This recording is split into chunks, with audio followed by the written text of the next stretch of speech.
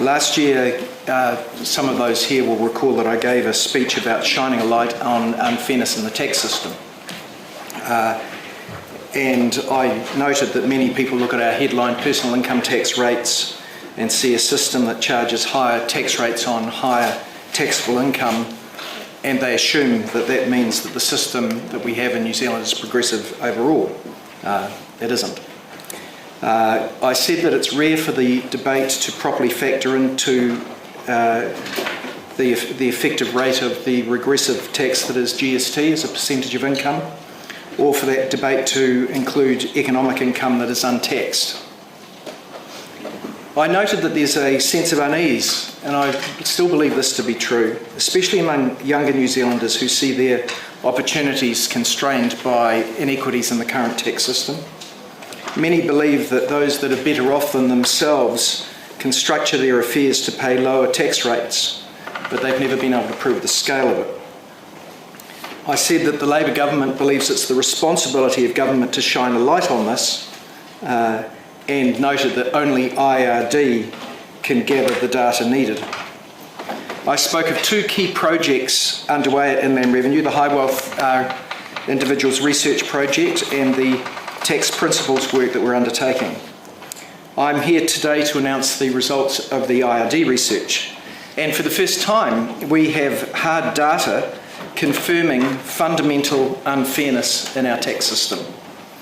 The study looked at the income and tax of people who generally had a net worth of more than $50 million or 20 million if they controlled significant businesses, and it looked at their income and taxes over the 5-year period from the 1st of April 2015 to the 31st of March 2021. Inland Revenue requested information on 350 high wealth individuals and their immediate families. That's described in the report. It's essentially 311 individuals, 238 of their partners and 27 dependent children. Of those 350, 311 responded. The median wealth or net assets of the group in 2021, the start of the period, was $106 million, and the average, the mean, was higher still at $276 million average. In total, these 311 people have a collective wealth of $85 billion. The data shows beyond doubt that the wealthiest New Zealanders pay tax on their economic income at a rate well below what most New Zealanders pay on theirs. It shows that the effective tax rate paid by middle-income New Zealanders is at least double that paid by our wealthiest citizens. This finding is truly groundbreaking.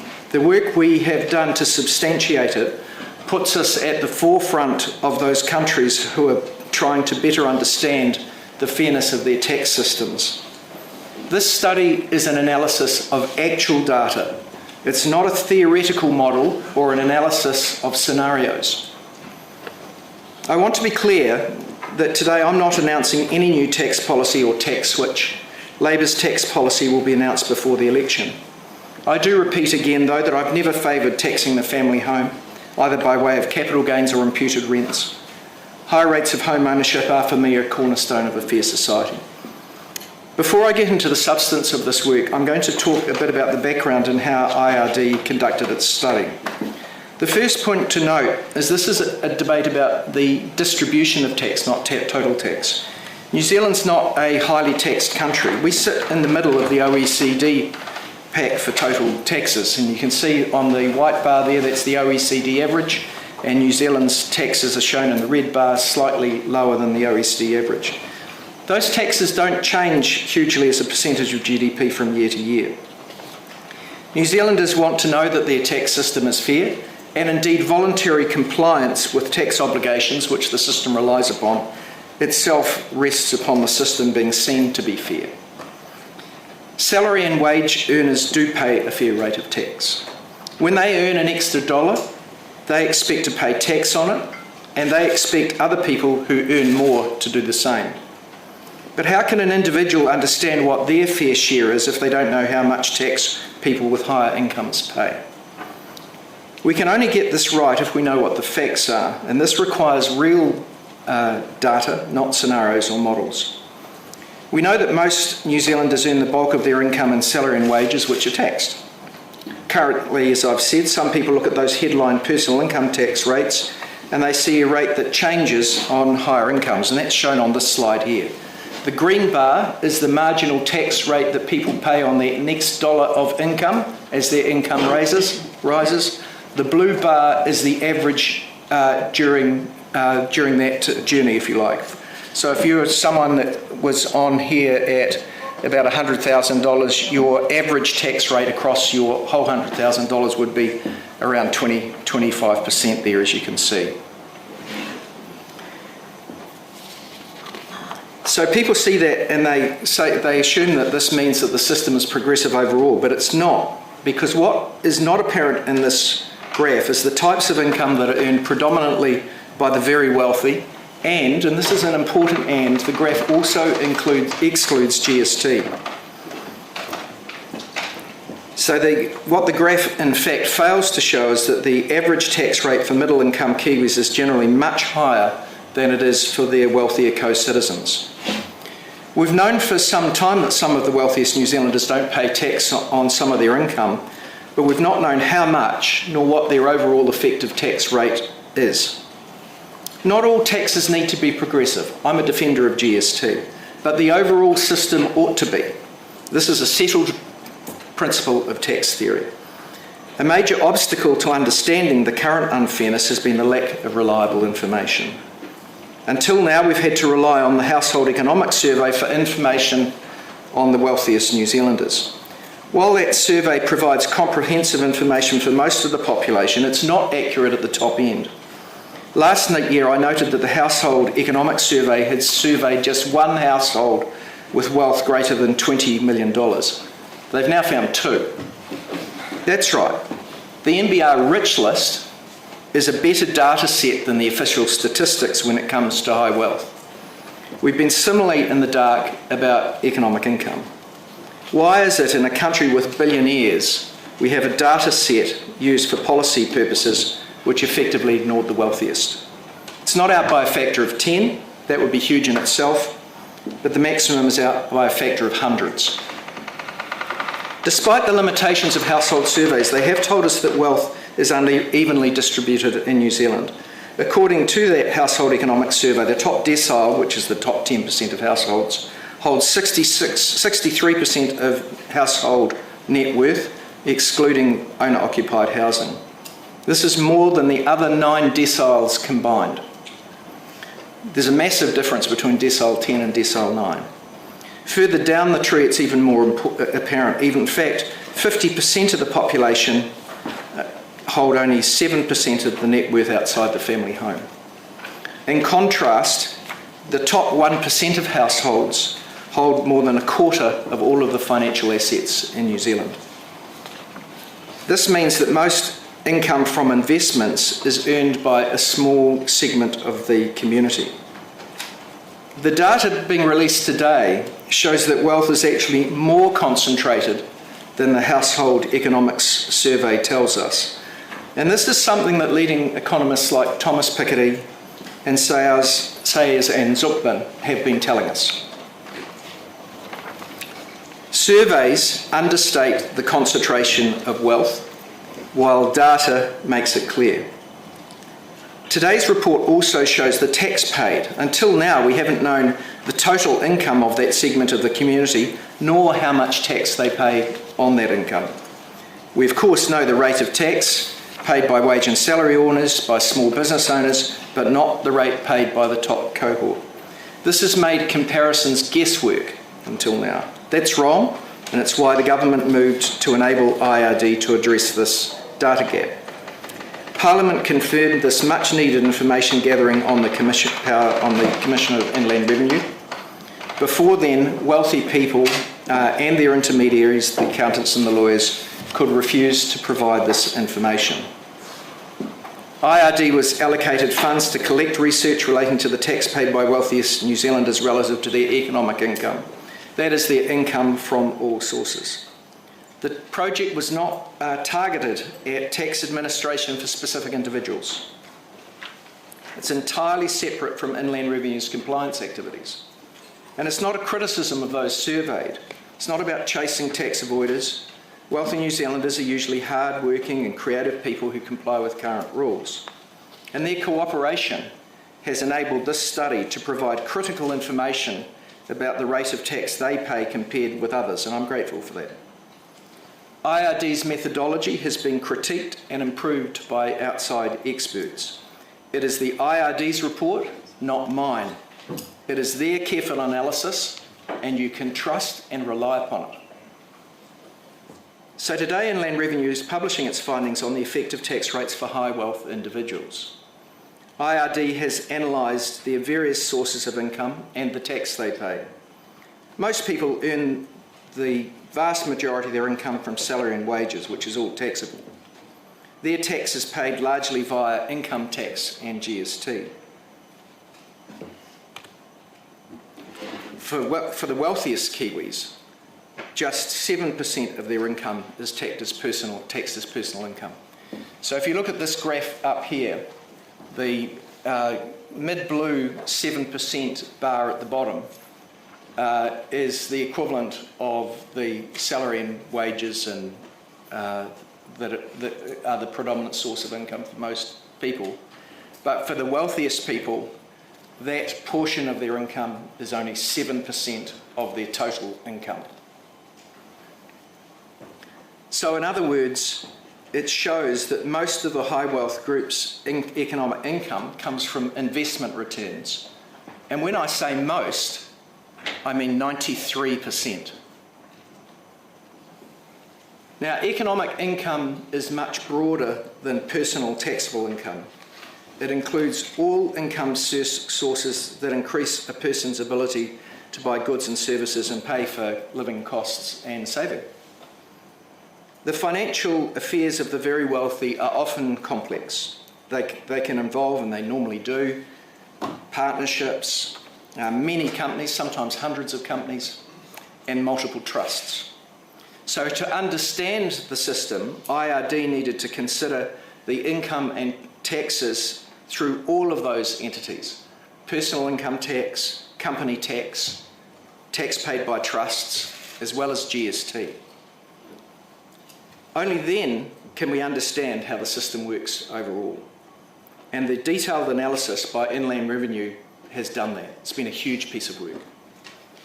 When all sources of income and tax are included for the family, the median of the effective tax rate for the high wealth group, excluding GST, is 8.9%.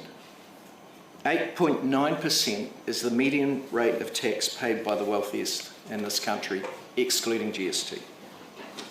This includes the tax they pay personally and the tax they pay through company tax and through trustee tax. It's all in there.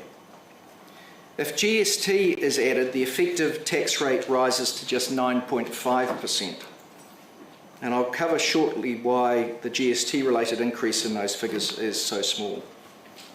In contrast, the person earning their income through an $80,000 salary with no other income pays an average of 22% income tax, and if you add on the GST they pay out of their income, their effective tax rate is 30%.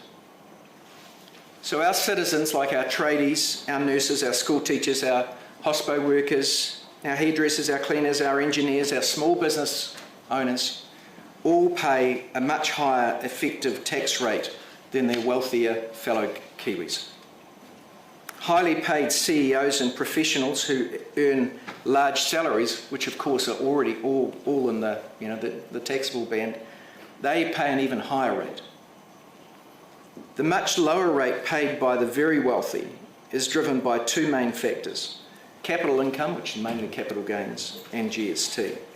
High wealth individuals more often earn their income from returns on investment, largely non-taxable returns received through trusts and companies rather than directly. The report shows that 67% of the high wealth population's economic income was derived through trust structures, either as trustee income or in capital gains. As I said, just 1% of households hold more than a quarter of all of the financial assets in New Zealand. So if income earned from capital is taxed at a lower rate than the tax people pay on their income from salary and wages, then that tax advantage is concentrated at the top end. And this study proves that that is what is happening in New Zealand. Let's look at GST. Now, GST makes up 32% of total tax in New Zealand. So who pays what is very important. More important in New Zealand than virtually any other country in the world, because the OECD average for GST as a percentage of total tax is much lower at 20%. So if you've got a regressive GST system, then the effects of that are more pronounced on the other people, the majority, in New Zealand than virtually anywhere else in the world. So the OECD has looked at GST as a percentage of income. We pay it when we spend it, when we spend money. When we buy goods and services, we're paying 15% tax to the government. What's that as a percentage of income has been looked at in the OECD, and it's a fairly consistent story across countries. Consumption taxes like GST are a higher proportion of the incomes of less wealthy people, so that's not a surprise. New Zealand's a bit more regressive, you can see on the blue bars there, than the OECD average, and that regressiveness overall in the tax system is also bigger because of the high proportion of GST in the system, but the trend generally is no surprise. Most people are spending, on average, just under 2/3 of their salaries on GST inclusive goods and services. So in other words, the effective tax rate of their GST as a proportion of their income, not including capital gains, is 8 or 9%. However, GST paid as a proportion of income drops sharply at the top end. I think you'd be a bit surprised by this figure. The average person in the sample population spent 0.5% of their overall income on GST inclusive goods and services. That's a substantial and poorly understood difference. So the wealthy New Zealanders not only pay much lower proportions of their income on income taxes, they also pay a lower proportion of their income on GST. I'm going to come back to the total rate including GST, but first of all I want to also cover the Treasury Report that's out today as well. So the Treasury have produced an accompanying report to the IRD report that looks at the entire population. Now, unlike the IRD report, which is based on individual data, the Treasury Report is modelled on data based on representative surveys and economy-wide analysis of income and tax. It's still important because it enables us to make comparisons between the finding of the High Wealth Individuals Report and other New Zealanders, because we know that those surveys are pretty accurate for the rest of New Zealand. It outlines the effective average tax rates on a based on comprehensive measures of income across the population. It's another quality piece of work, and I think the Treasury officials have done it. The report includes multiple scenarios. It includes things like transfer payments, benefits. It looks at people with dependent children, because lots of people are in different circumstances, and it looks at people with different sorts of investments, and it looks at housing differences. Some of these are complex. Some of them, for me, I find a little academic. For example, I'm not a great fan of some of the scenarios that include imputed rents and capital gains on owner-occupied housing. I don't put much weight on those scenarios for several reasons. For me, the deemed income or capital gain can't normally be spent. You need to live in a house. And I'm also happy to exclude the higher imputed rents and capital gains on the more expensive houses naturally owned by those who are more wealthy. So for me, I prefer estimates that exclude imputed rents and capital gains on owner-occupied houses across all income and wealth levels. But I've nonetheless included, or not me, the department's nonetheless included this data. I say that to avoid misrepresentation of my views on this, but also to show that even when those scenarios are used, middle income owners are still paying much higher rates of tax than the wealthy. The Treasury scenario shows that the tax rates paid by New Zealanders, including GST, are between 6.8 and 10.8 percentage points higher than the estimates for the high wealth population. Or put it another way, even when a broad definition of economic income is used for middle income New Zealanders, they're still paying twice the rate of tax on their income, again including GST. This report and the Treasury work considers GST for the high wealth population and the rest of the community relative to their economic income, that is all of their income including capital gains. It shows that the amount of GST paid by the average high wealth family is around 0.5% of their overall income. Now that's really regressive at the top end. It just shows you how surveys that don't capture the top end don't actually capture the full picture. The Treasury study finds that taking into account all income sources, the effective middle income earner has an effective tax rate, including GST, of around 20%.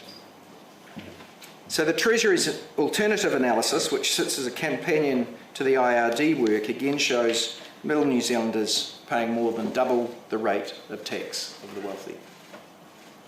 There are other interesting findings in these reports. For example, on average, the higher the ownership interest a wealthy person has in a private company, the lower its tax and dividend rate. This is further evidence of the incentive to reduce taxable income and instead focus on capital growth and tax-free share sales or capital distributions. There are a lot of reasons behind that, including higher rates of leverage. New Zealand is not the only country doing work in this area. The increasing concentration of wealth and the lower rates of tax paid by the very wealthy is of concern in many countries. For instance, the OECD Centre for Tax Policy has a current project that's looking at stylised effective tax rates under different compositions of labour and capital income. This work's due to be published soon. These models that are being used in other countries show that people earning income from labour have higher effective tax rates than those with a mix of income from labour and capital. Inland Revenue have followed a similar methodology to that which is being used by OECD currently. But unlike their work, which is based on scenarios, New Zealand's is on actual data. Some of the OECD countries do have less extreme differences than in New Zealand, and that'll be coming out in the next months. You have to look to a country like the USA to find extremes similar to us. In 2021, the United States Council of Economic Advisors undertook a study on the effective tax rates of their 400 wealthiest families. It estimated that the average federal effective tax rate for income tax for the period 2010 to 2018 for those families was 8.2%. This is remarkably similar to the result found in this Inland Revenue. However, some American states also have other taxes, so it may be that the New Zealand outcome is more extreme than in even some states of the USA. I believe this survey will be of great interest to the OECD and other jurisdictions, partly because it's grounded in actual facts, not models or scenarios. So, now what next? We know that wealthier New Zealanders pay on average under half the rate of tax paid by middle income earners. But what, if anything, do we do about that in New Zealand? Well, we're not providing the answers today. That's for the future. The findings of this report will contribute to an informed debate on the fairness of our tax system. It will allow future tax policy to be based on better data and solid evidence. Can I thank those of you here today who have helped guide and support officials in conducting the research, and those of you who worked with your clients to help achieving the high response rate to the survey. It's been in all of our interest to make sure that this work can be as good as it can be. This report brings a greater transparency to our tax system. It hasn't been about attacking the very wealthy, but it is asking a proper question: who is or is not paying their fair share? So what happens next? Well, I believe most New Zealanders will always want to know if the tax system is fair. They know their own tax affairs are simple and that they and the IRD understands their income well.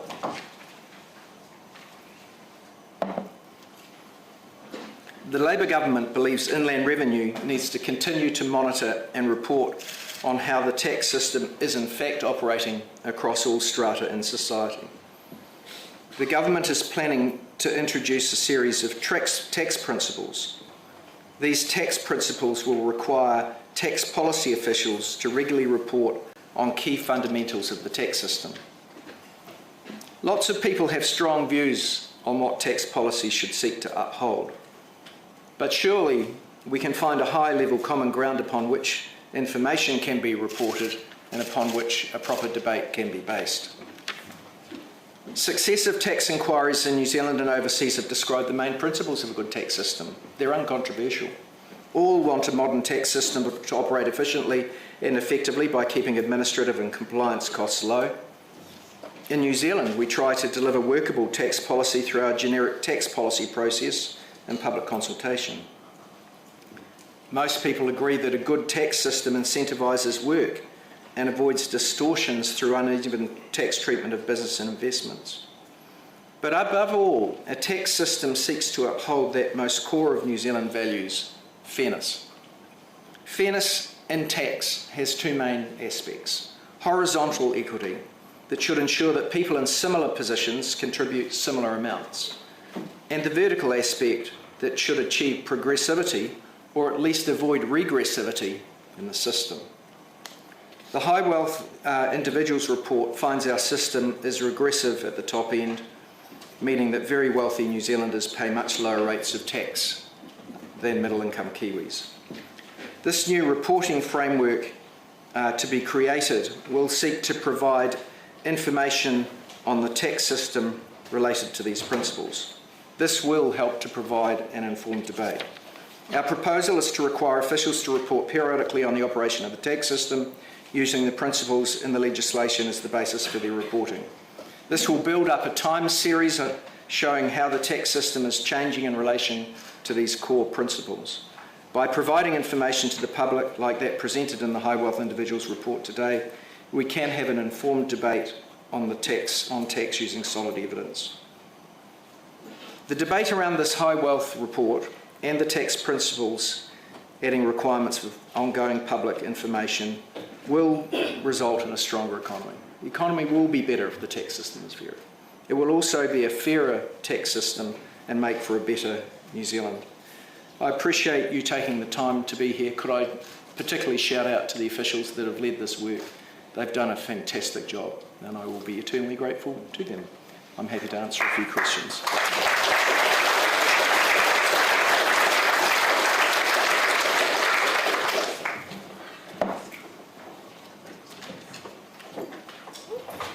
Yep. So this research has confirmed what you suspected, that the tax system is unfair. Do you have the courage to fix it? Yes. But we have made it clear that we're not making significant tax changes today. Of course, during a term of government, those decisions are for Cabinet. And at election time they're for political parties, and the electorate will know the answer to that question. What's our future tax policy by the time we get to the election? And over the course of the study from 2017, the wealth of these families went from $1 billion to $14.6 billion. That's under your watch. Are you comfortable with that growth in your wealth? Well, in some ways it says that the economy's been growing very strongly under a Labor government. But are you comfortable with that? I'm on record as saying that we need a fair tax system. Yep. Sorry. Yes, I can feel the way the government is paving the way for wealth tax, but I'm just wondering, what's the direct, because for people, it's not going to affect me, but I'm just wondering, what's the direct connection between when you tax more to rich people, what are you going to do to to reduce the inflation and the cost of living, which is a real problem right now for just about most people, middle class and low income people. And another thing is that some countries decide to do that, about to do it this way, tax rich people more. And in China, and both in China and US, a whole lot of rich people move their business, move their wealth overseas. Are we worried about these trends? Because it's going to affect the economy if they... Okay, I think I've got the essence of your two questions. As I said, I'm not announcing any tax policy today. In respect of your second question about what is the effect on different sectors of the population, of course, if you do have a tax switch, then the money doesn't disappear. It just goes from one section of society to another. This time a year ago when you announced the survey, you commented about the tax working group that was set up by Labor, which was more as unanimous in recommending the capital gains tax, but you said you couldn't get the numbers through Parliament, and I just wonder if this is going to be 2.0 of the same sort of scenario.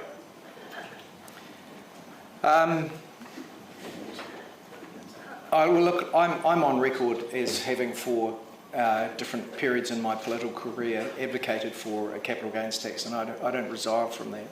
It's not necessarily the best or only solution. I again make the point that I'm not announcing any tax policy here today, nor preempting what the Labor Party may do or not do in the election. I think implicit in your question is why, if this is so obvious, why can't something be done about it? One of the problems is that we have not had unarguable data. We now do.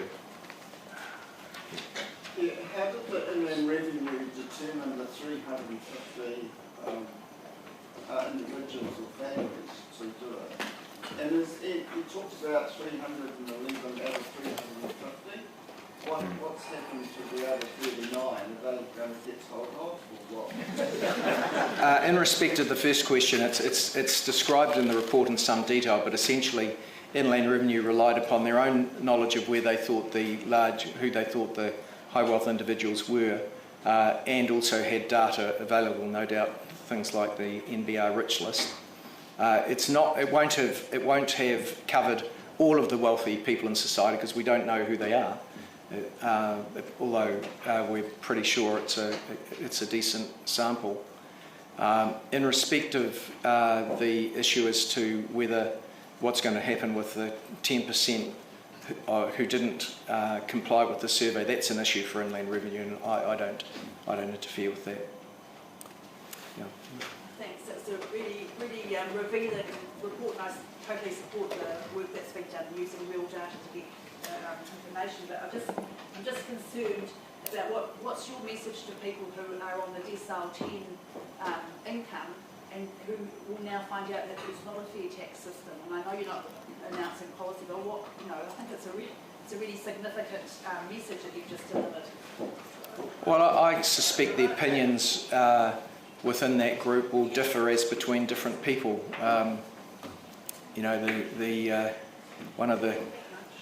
Some of the wealthiest people in the world think we need fairer tax systems around the world. Most people, of course, only pay what they have to pay. That includes most of the people in this room. We don't make extra donations to Inland Revenue Department if we don't have to.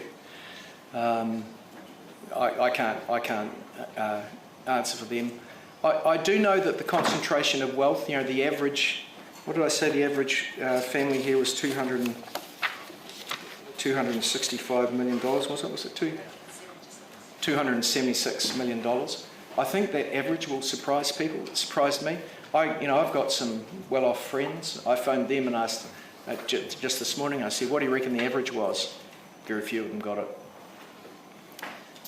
Indeed, one of the interesting things in this report, which is covered in the report, is it does prove that the distribution of wealth, even though it's quite skewed according to the Household Economics Survey that I mentioned, this study proves that it's a lot more skewed than that.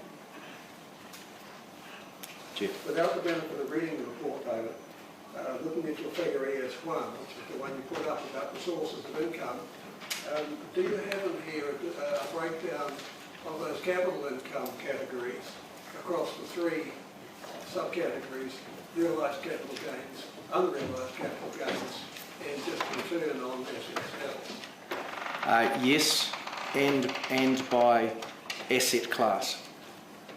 Do you want to say first? Yeah, in the report we have a breakdown of the income in 12.1. What's the page? So if you look at page 90, we have a breakdown for various income categories. We also calculated the breakdown between accrued and realised capital gains where we could. So we do that in chapter 13 for listed companies, and we also do it in chapter 9, chapter 9, 23. There's also a sensitivity analysis that's been done. We have come through a period of low interest rates and dropping cap rates, and so some people will no doubt say that capital gains during this period may have been higher than may have been the norm during other economic cycles. Inland Revenue have had a look at other economic cycles, and those other economic cycles aren't all that different. Secondly, they also, as the report shows, have done a sensitivity analysis, and even if there is a substantially lower assumption as to the increase in capital values, i.e. capital gains are lower, the actual effective tax rate doesn't change all that much. With respect to page 90, I'm looking for realised and unrealised capital gains that I couldn't see. Yeah, so if in chapter 13 on 105, page 105, we talked about the listed companies. So for listed companies, so we did listed companies over 17 years as well. So there was $6 billion in accrued capital gains for the population in this chapter over that period, and 1.7 in realised. We also do it for in table 9.3 for property, but just because of the data, we could only do realised capital gains for those two particular instances. So table 9.3 is the other one, table 9. Yeah, but it comes to the afterwards.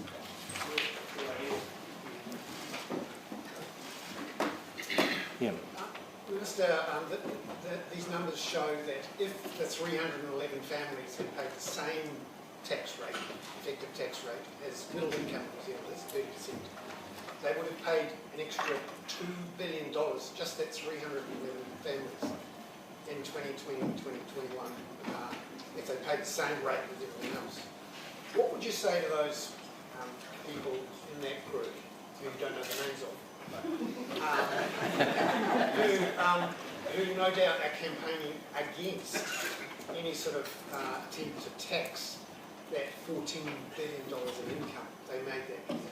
What would you say to them?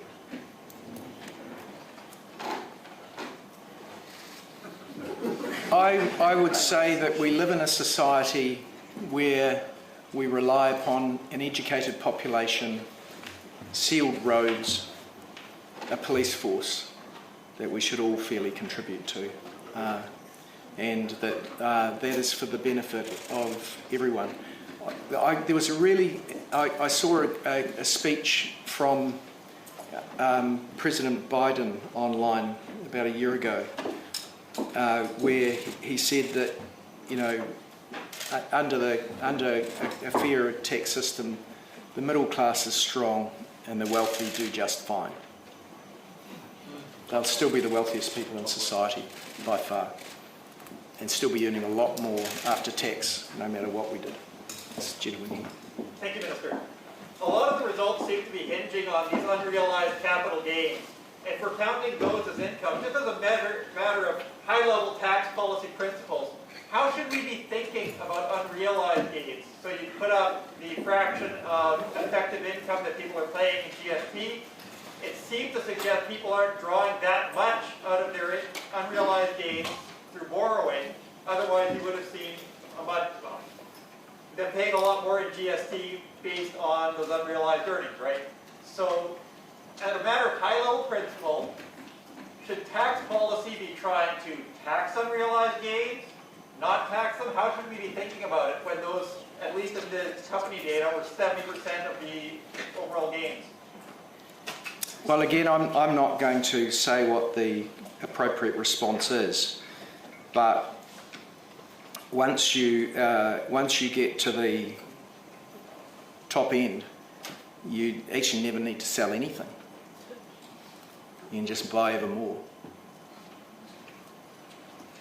When you look at the evidence of a report like this and the tax working group report, which clearly show that most New Zealanders would be better off with some sort of wealth or land or capital gains tax, why do you think they are so reluctant to accept the idea of a fairer tax system?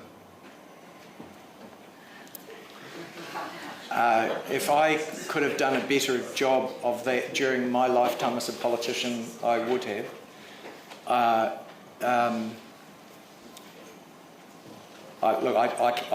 can't answer that. New Zealand is an outlier. We think we're part of the average, but we're not. Is it a communications issue? Well, politicians and people like yourself have been trying to communicate these issues. We haven't succeeded. Yeah.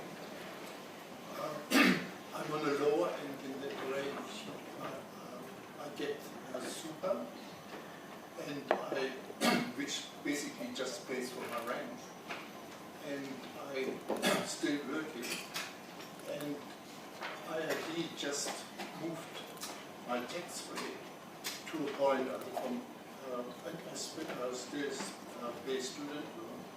So I pay, IRD moved my tax rate to SHSL, which is a 30% tax rate from the first dollar I own in my work. So I pay this 30% and 12% student loan, it's 42%, and they have also 8% on Kiwis